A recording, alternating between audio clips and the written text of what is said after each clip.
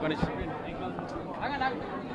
Cinema వాళ్ళని ఎంత వేధింపులు చేశారని కేటీఆర్ని ఉద్దేశించారు. అవునండి, ఆయనకు మంత్రిగా ఉన్నప్పుడు అహంకారంతో మదం ఎక్కి ఎంతోమంది సినిమా యాక్టర్ల జీవితాలతో ఆడుకొని ఈరోజు వాళ్ళని డ్రగ్స్ కేసులో ఇరికిచ్చి ఆయన మాత్రం పక్కకు తప్పుకొని ఈరోజు ఎంతో మానసిక వేదనకు గురయ్యి ఒక విధంగా ఈరోజు నాగ చైతన్యకు విడాకులు అవ్వడానికి కారణం కూడా కేటీఆర్ గారే. నేను ఓపెన్గా చెప్తా ఉన్నాను.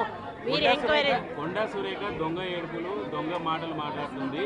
గతంలో ఫోన్ ట్యాపింగ్ సంబంధించి హీరోయిన్ల ప్రస్తావన మాట్లాడారు కదా, అప్పుడు ఆమె మహిళ కాదా? అప్పుడు ఆ మనోభావాలు దెబ్బతిన్నట్టు ఎందుకు మాట్లాడలేదు? ఆ రోజు కూడా మాట్లాడినా ఫోన్ ట్యాపింగ్లు చేశారు అనేటువంటి విషయంలో కూడా నేను మాట్లాడినా. ఆయన వినకపోతే ఉంది అని చెప్పి వాళ్ళ మనోభావాలు దెబ్బతీశారంటున్నాడు. ఫోన్ ట్యాపింగ్ అవును చేసింది ఎవరు? మీరే కదా. మీరు చేయడం అనేది తప్పు అని చెప్పి మేము బహిర్గతం చేశాం కానీ పేర్లు చెప్పలేదు కదా. ఈ రోజు నేను చెప్తా ఉన్నా కదా, నాగ చైతన్య సమంత విడిపోవడానికి కారణం కేటీఆరే.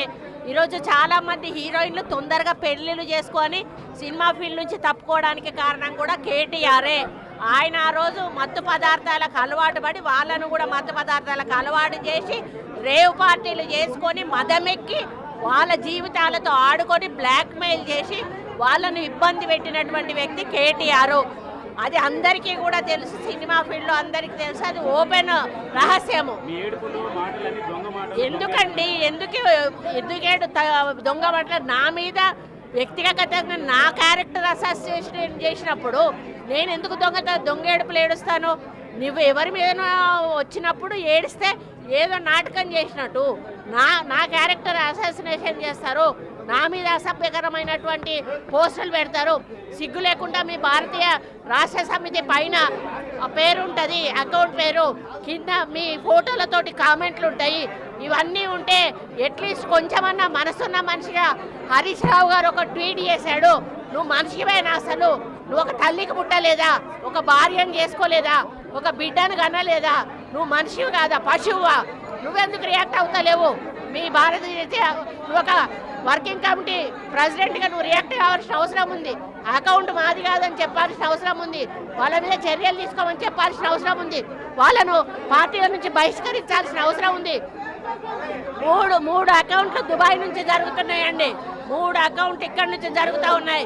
ఇది కొత్త కాదు. ఆ రోజు నుంచి విజయలక్ష్మిని చేశారు, సీతక్కని చేశారు, ఈరోజు నన్ను చేశారు. అసలు దానికి పద్ధతి పాడు ఉందా అని అడుగుతా ఉన్నాను. మీకు మనుషులకున్న అనుబంధాల గురించి సంబంధాల గురించి ఏమైనా అవగాహన ఉందా అని చెప్పి అడుగుతా ఉన్నాను. సైబర్ క్రైమ్లో పెట్టామండి, పోలీస్ స్టేషన్లలో కూడా పెడతాము.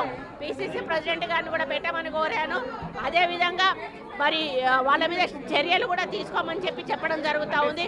కాకపోతే ఇది మాకు వచ్చేసి నాన్ అవైలబుల్ కేసు, దానివల్ల వాళ్ళు ఇంకా రెచ్చిపోయే అవకాశం ఉంటుంది.